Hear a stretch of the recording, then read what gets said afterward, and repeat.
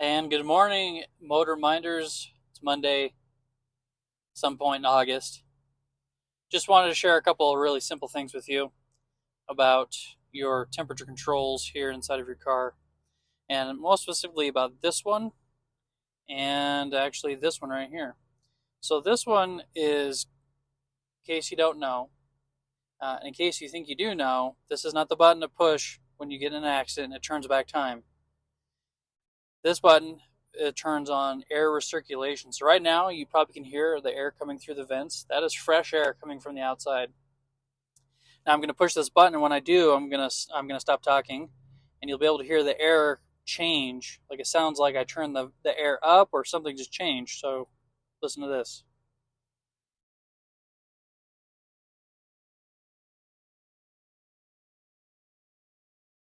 Now what's happening is when you hit that button or that knob on your car. Now, one thing to know is some cars have what's called max AC. That's the same thing as recirculation, if it's a separate button or knob to turn to. What's happening here is when you hit the recirculation button, that is actually changing a door inside of your HVAC box behind your dash. So instead of allowing fresh air to come in, it draws in the air that's already inside of your cabin, inside of your car. And the reason why that might be helpful is because if you are in the middle of the summer and it's really hot, well, if you turn that on, then it's going to allow the air, as the air starts cooling down inside of your vehicle, that's going to allow the air to, as it passes through your evaporator core, which is what cools the air, well, as that air going into the evaporator core gets cooler and cooler, it allows the evaporator core to cool more and more. So instead of having to cool outside air anytime it comes in, whether it's 100 degrees or 90 degrees, that the speed of the air going past through the evaporator core, which kind of looks like a little mini radiator, the speed of that air, that evaporator core has to get that job done, going from 100 degrees down to, I don't know, 40 or 50 degrees, whatever the temperature is when it comes out of your vents on max cold. So that's why it's helpful to actually can speed up the process of cooling down the air inside of your car.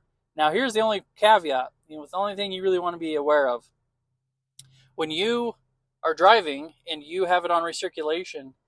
Remember that if you have it on recirculation, it might be cooling down the air really fast, but long term, like on a little bit longer drive, that air that's coming out of the vents is the air that you've been breathing, and so that might make you feel a little funny, maybe give you a headache or whatever, because you're kind of rebreathing your same air. So just a quick helpful tip. Now, the other thing that's important to know is uh, obviously during the summer we run our AC, but the reason why you want your AC system to be working during the wintertime is because your AC system actually runs. Now, it doesn't cool because the outside air is usually colder than what the AC system can produce, but it still runs your air conditioning system, because one thing that a lot of people don't know is that when you turn the dial to defrost, so you can hear the air changing, so now the air is coming up out of the vents up there. When you put the dial to defrost, that actually for most vehicles will turn on your air conditioning, and you might even notice when you turn it to when you hit the button or turn it to defrost, your little light turns on on your AC. Sometimes it doesn't, but most vehicles will activate the air conditioning. Now this is the big reason why your air conditioning acts as an air dryer. So if you have a problem with frost getting on your windows or fogging up really bad, that's probably a sign that maybe your AC system is not turning on or not working. And so, and that's really helpful to have, because obviously the wintertime is a really wet environment inside of your vehicle. There's snow that gets inside, and then as the cabin heats up, all that water melts and evaporates. And now you have air just kind of trapped inside of your car. So that's why it's really good to have your when your defrost is going, turn it on. Also, if you're getting lots of frost on the inside of your car, or it fogs easily, turn it to defrost, or turn on your air conditioning manually and turn it on to recirculation. See how I can't even turn that on? So if I turn it back on over here, then I can turn on recirculation. So some interesting little tricks to know. But like I said, if you had your air conditioning on, now obviously if your air conditioning is on, and you have it all the way turned to hot, it's still going to blow out the normal hot air. You don't have to worry about the air conditioning evaporator core cooling down your car.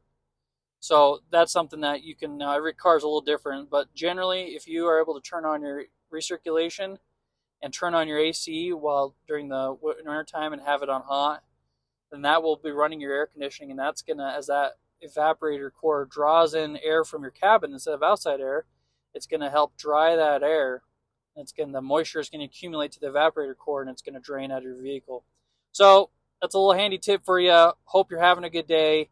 Just something that offers hopefully a little bit more explanation than what most people know. And that's really the whole mission of MotorMind, is to provide just the right amount of information to help you know, oh, I do this so I can have this kind of outcome. Anyway, hope you're all having a good day. Remember, keep minding your motors. Later.